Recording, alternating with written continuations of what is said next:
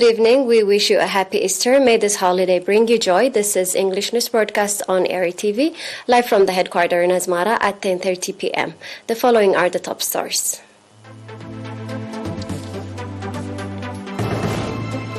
Meeting focusing on mother and child health care.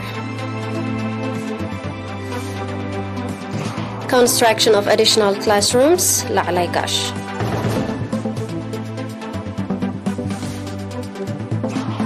China is angry with U.S. sanctions.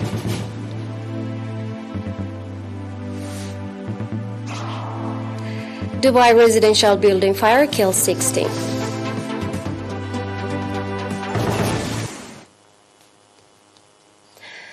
Meeting focusing on mother and child health care in Gashwarka region was organized on 7th and 8th April in Agordet. At the meeting, in which public representatives and administrators of the subzone of Agordet and Mansoura took part, members of the Ministry of Health presented reports focusing on the objective situation in the effort to deliver health service, particularly focusing on the mother and children. According to the report presented, traditional way of delivery is still being practiced in some parts of the subzone and called for reinforced efforts on the part of the administration and the public to encourage pregnant women deliver at health facilities with a view to reduce death of mothers and infants due to delivery. Mrs. Yihdega Yohannes, head of the National Union of Eritrean Women in the region, on her part called for integrated effort of all partners to strengthen participation in the effort to raise the understanding of the public in general and that of women in particular of importance of delivering at health facilities for ensuring the safety of mothers and children.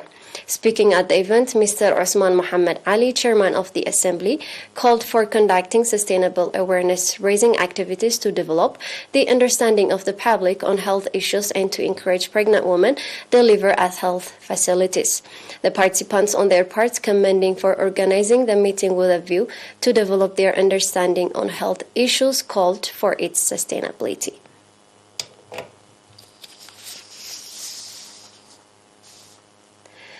The residents of Molki administrative area, La'alaigash subzone, took the initiative to build additional classrooms with a view to alleviate the existing challenge to accommodate schools-aged children join regular education, indicating that the shortage of classrooms have been the bottleneck in the development of teaching learning process. Mr. Asgadom Mengistu, administrator of Molki administrative area, said that the residents contributed over 370,000 nafa, and with material support from the government they have been able to build additional classrooms, pointing out that the number of students school enrollment is growing from time to time.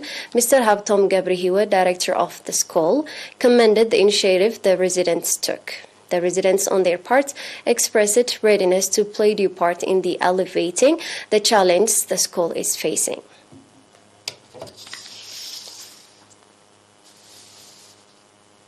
We are live on Air TV. Please stay tuned for international news.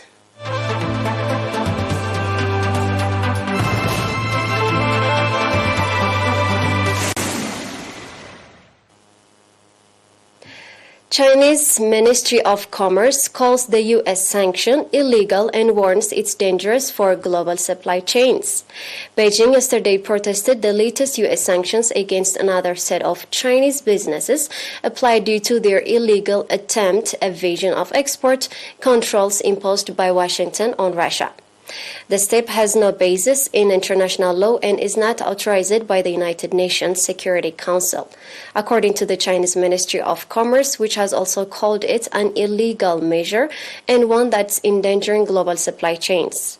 Earlier this week, the U.S. Department of Commerce added 5 companies based in mainland China and Hong Kong to its entity list, banning them from trading with any U.S. corporations without obtaining a special license.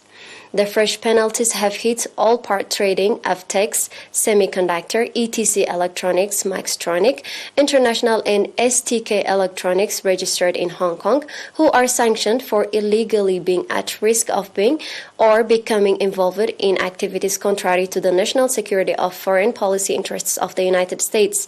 So far, the White House has put a total of 28 entities across the world to the list as part of its broader attempt to cut foreign firms from Russia-related economic activities, forcing them to choose between trading with Moscow or with Washington.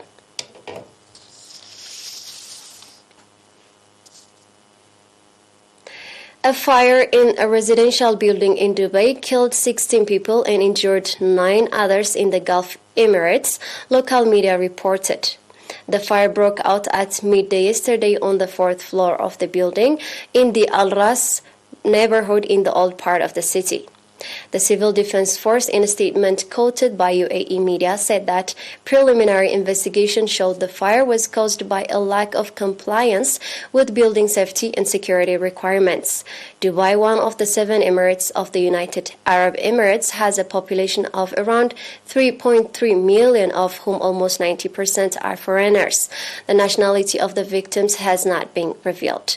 The city has experienced spectacular fires in the past, causing extensive damage but few casualties. In 2017, the authorities announced the adoption of stricter building regulations to minimize the risk of fire, attributed mainly to flammable materials used in the exterior cladding of buildings.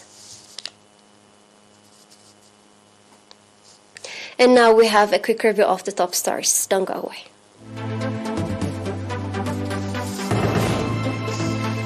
Meeting focusing on mother and child health care. Construction of additional classrooms in La'laigash. China is angry with U.S. sanctions.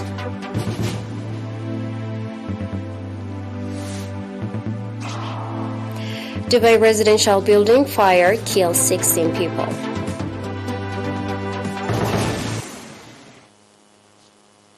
It was me, Salim Brahana, with the news for tonight. Thank you for being with us. Have a happy holiday.